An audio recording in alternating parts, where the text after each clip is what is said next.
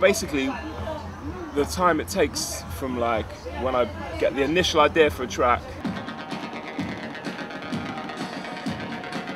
to the final mix down, it can really depend. It can, I mean, the first kind of burst of inspiration can be over the space of a few hours.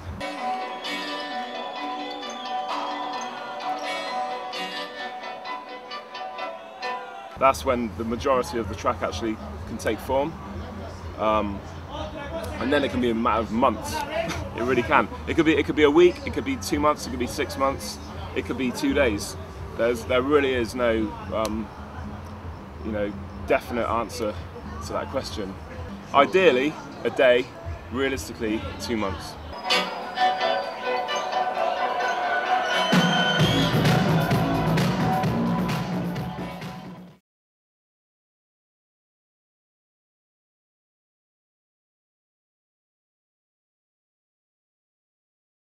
I mean, it's a tricky one because I'd like to say that, yeah, I have a style and a kind of, you know, a vibe and a brand or whatever, and it's always the same, but you have to really look at, you know, certain parts of the world might prefer, you know, slightly different, you know, types of kind of, you know, slightly different energy.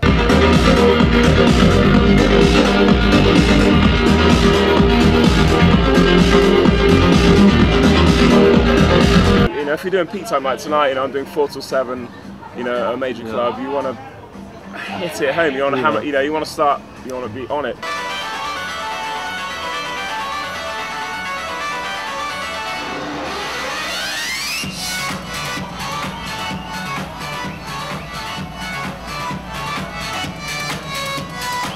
You know, maybe if I'm playing like, you know, 12 till 2 in a club for 300 people, you can start deep, you can just warm it up. So, but generally, I think you need to represent yourself, the style that people know you for. You shouldn't, like, you know, be known for playing a certain type of like melodic stuff and then go and play like some dirty techno, as a rule. Yeah. But then again, you know, you've really got to judge it. You've got to be ready. I think your CD wallet should contain enough options to go in any direction. Do you know what I mean? Yeah. I mean, you usually have, I guess, no. Usually you have an idea of what you will play, but of course that can change depending of. It always does change. How play the DJ it always before changes. That play. Absolutely. And the guy who plays before you know, he might play 10 tracks that you were going to play. How is the crowd? So, completely. You know, I think you can do all your homework and stuff, and you can be ready, and you can know what people like in this city, in this country, or whatever. And then you get there, and you flip it on its head. So, yeah. But generally, I think you should play to your brand.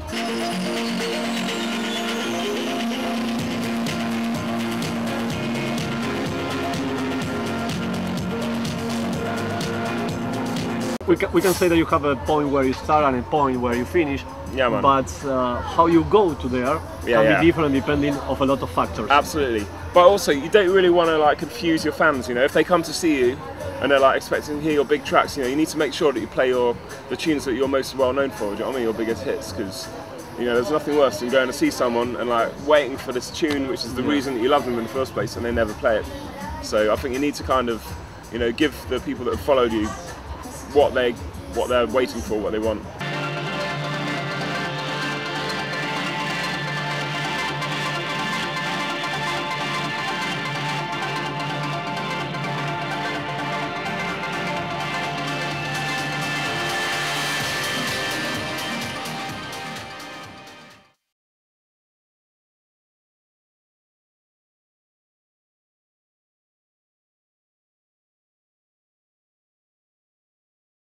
Basically, when I'm writing a track, I don't begin a tune and decide what key it's going to be in. Absolutely not. I mean, maybe the key will be decided by the sample that we've taken, that we're basing the track around.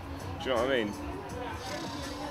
I mean, you know, I wouldn't think, oh my God, this track's in F sharp minor, therefore let's change it. You know, it's like it doesn't really matter. It's like, in my opinion, it's like, you know what I mean.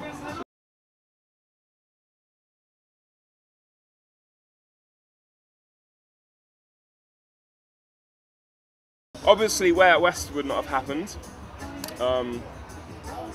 God, I'd probably be making dubstep now and living in a squat in the ghetto and injecting heroin into my wrist.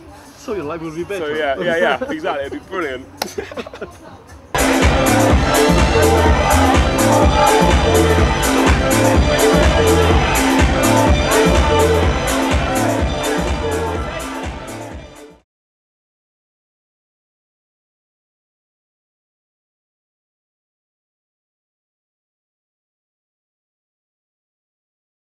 It's true. I mean, quite a few of the tracks that I've done recently have kind of been based around, you know, hits that have been. You know, my latest track, "Won't Let You Down," is the hook of an 80s tune. You know, the "Tears for Fears" thing I did.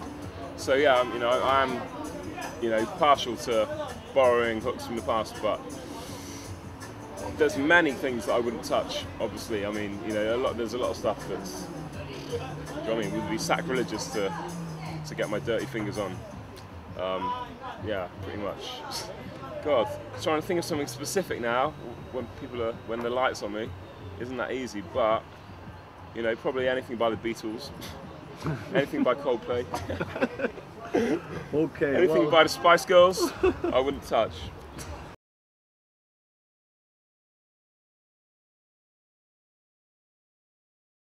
Right, it's going to be, you know, I'm going to come in with some powerful shit.